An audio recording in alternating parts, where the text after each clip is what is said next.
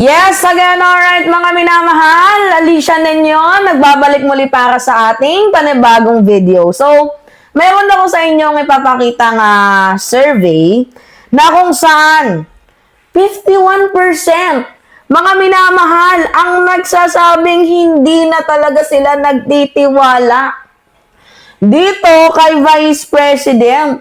Dahil si Sara Duterte ay sangkot sa katiwalian. O, yan yung epekto ng hindi mo pagdalo, dito sa impeachment ng Kamara. Dahil pinapatunayan mo lamang sa sarili mo na ikaw ay merong kasalanan.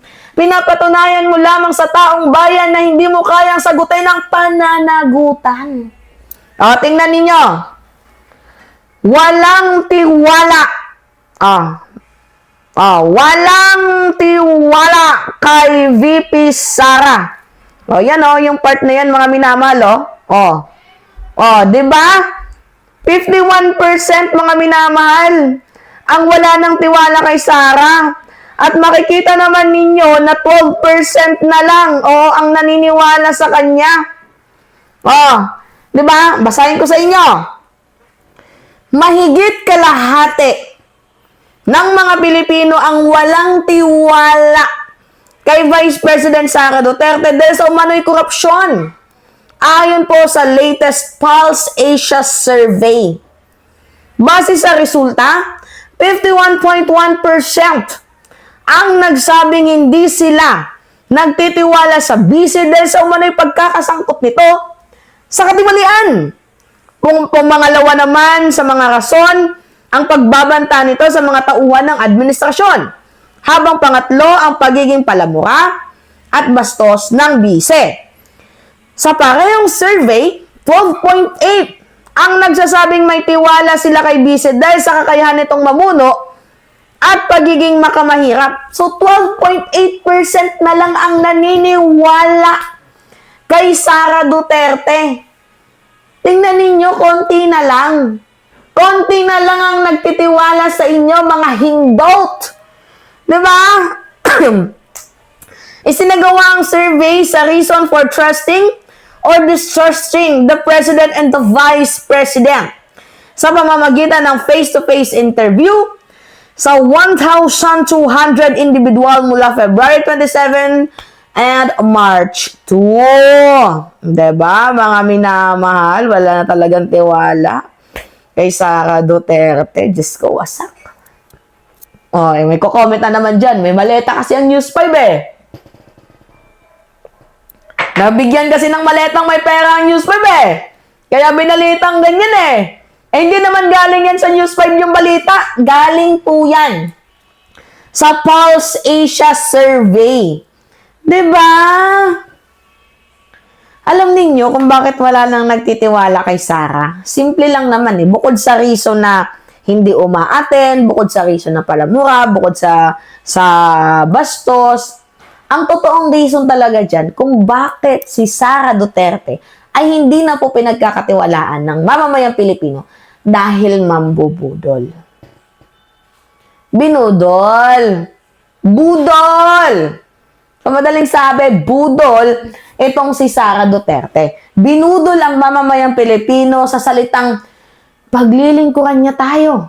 Binudol niya tayo sa salitang kaya niyang mamuno. Simula pa lang sa DepEd, nung siya Department of Education Secretary, humihingi na ng bilyong-bilyong pondo.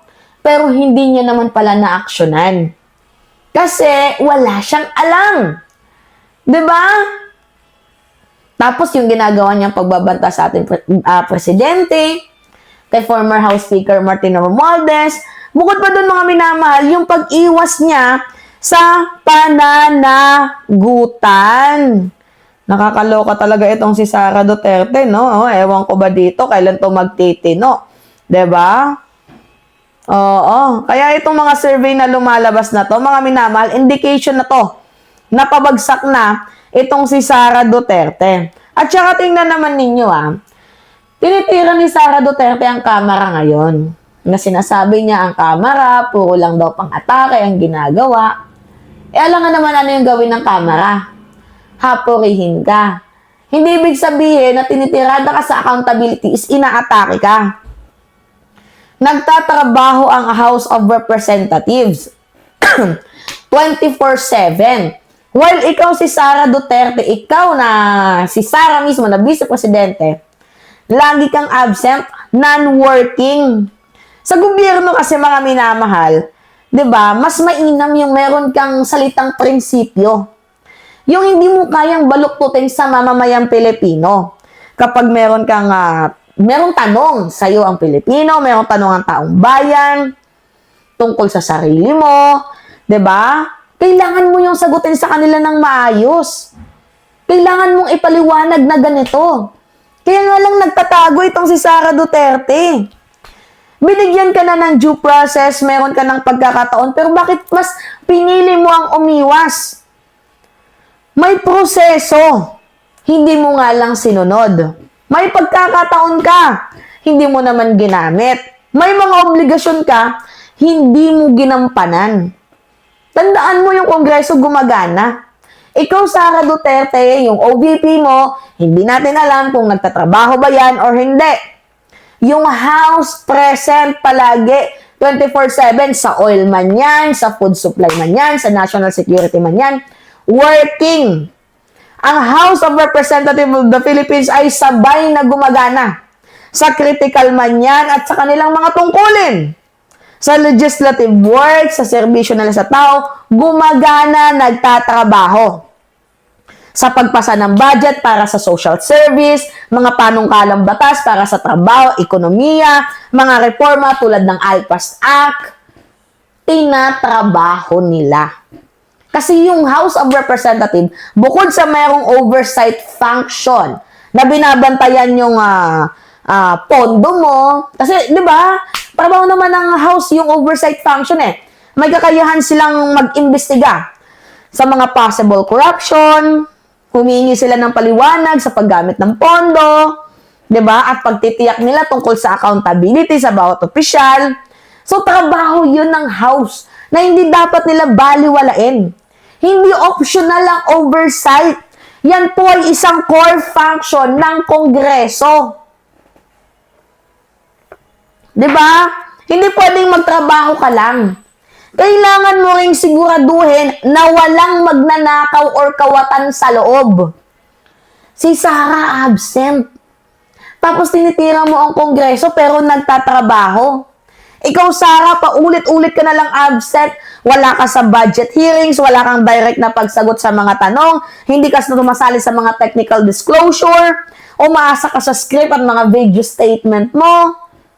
Anong aasahan sa'yo ng mamamayang Pilipino? At ito yung pinaka-critical dito, mga minamahal. Yung confidential funds na hindi niya may paliwanag kung saan niya ito ginastos.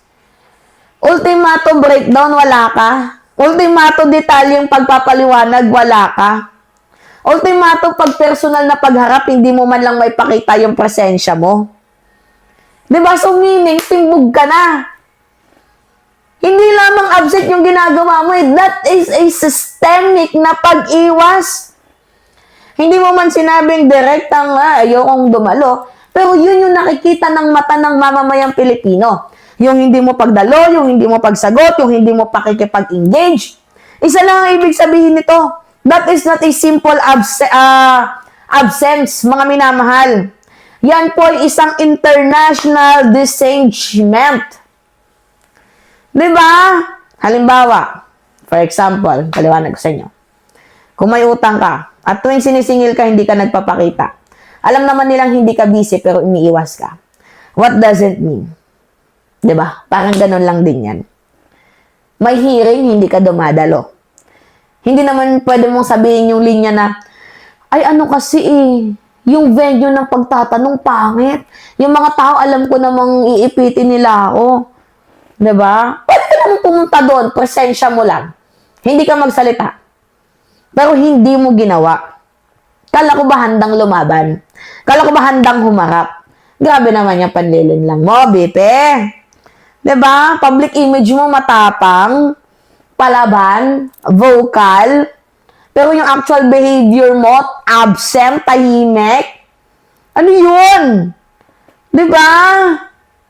Ano, feeling malakas lang? Kaloka? Alright. Kayo mga minamahalan, ano masasabi nyo dito?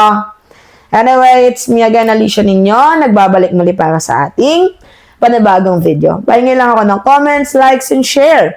And also, don't forget to click the subscribe, mga minamahal, and always hit notification bell for more update. Maraming salamat at ingat, mga kababayan.